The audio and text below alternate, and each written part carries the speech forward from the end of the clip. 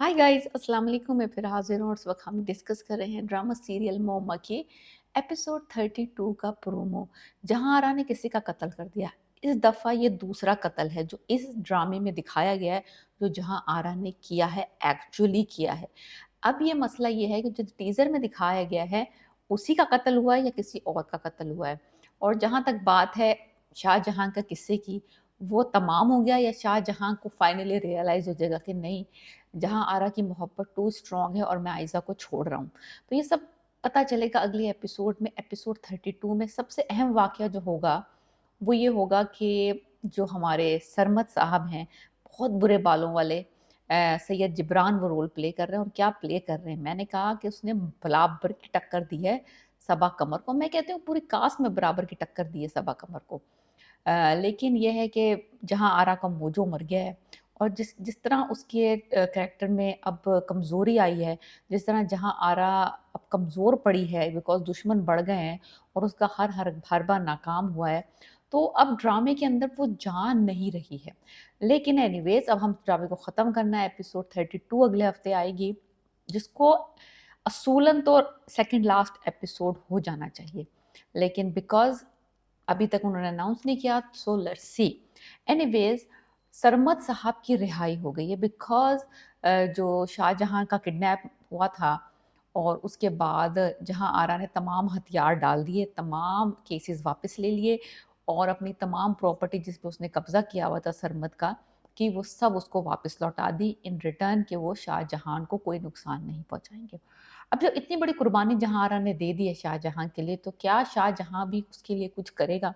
क्या उसको ये रियलाइज़ेशन हो जाएगी कि जहाँ आरा उससे बहुत मोहब्बत करती है और उसको भी कहीं न कहीं दिल में उसको उसको भी उससे लगाव हो गया है। लेकिन ये लगाव क्या इतना स्ट्रॉन्ग है, इतनी मोहब्बत स्ट्रॉन्ग है कि वो अपनी मोहब्बत करने वाली बीवी को छोड़ देगा?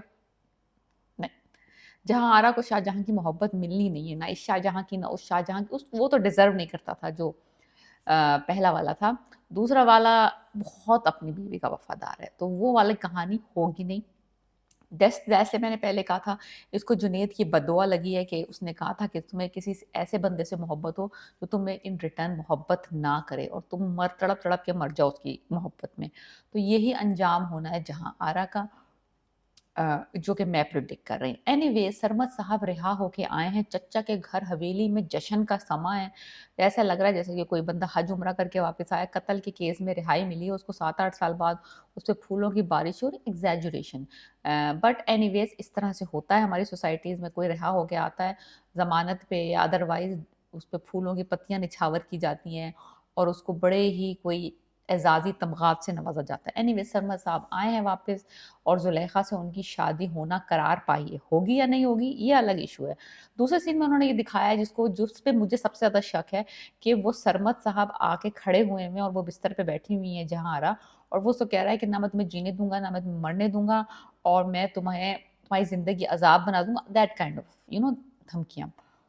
और फिर वो गन निकालती है और वो उसको शूट कर देती है। शूट भी एक नहीं करती, 2-3 गोलियाँ मारती है और फिर उसको वो गिरता हुआ दिखाया है कि वो गिर गया उसकी ज़मीन, यानी कि उसकी फर्श के ऊपर। मुझे जहाँ तक लग रहा है कि ये इमेजिन कर रही है उसको कि वो आके इस पे, क्योंकि अब ये स्केयर्ड है, क्योंकि ये अनप्रोटेक्टेड है अब। अब इसको कोई प्रोटेक्ट नहीं कर रहा, सरमद आज़ाद हो गया है और सरमद के पास विल भी है और रिसोर्सेज़ भी हैं।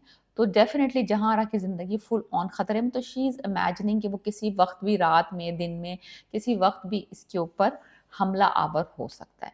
तो ये उसको इमेजिन कर रही है and she is overcharged, over scared कह सकते हैं। तो ये इमेजिन करेगी सरमद को और शूट कर देगी किसी और को। जब तक शी रियलाइज़ कि ये सरमद नहीं है और ये सिर्फ़ उसका वहम है, वो जो सामने बंदा खड़ा होगा, वो जिसको ये शूट करेगी ना, that is gonna make this drama और ब्रेक दिस ड्रामा।